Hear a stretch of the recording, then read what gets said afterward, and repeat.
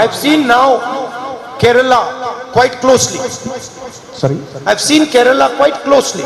ഞാൻ ഇപ്പോൾ കേരളത്തെ വളരെ അടുത്ത് നിന്ന് ഞാൻ കണ്ടിട്ടുണ്ട്. I used to, before I became MP, I used to come to Kerala, but I didn't go into detail.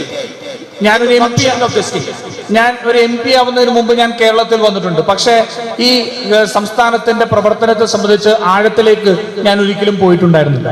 And now I know, or I understand better, how important the panchayat is for the democratic process. ഞാനിപ്പോൾ ജനാധിപത്യത്തിന്റെ പ്രക്രിയയിൽ പഞ്ചായത്തുകൾക്ക് എത്രമാത്രം പ്രാധാന്യമുള്ളത് എന്ന് ഞാൻ മനസ്സിലാക്കിയിട്ടുണ്ട്.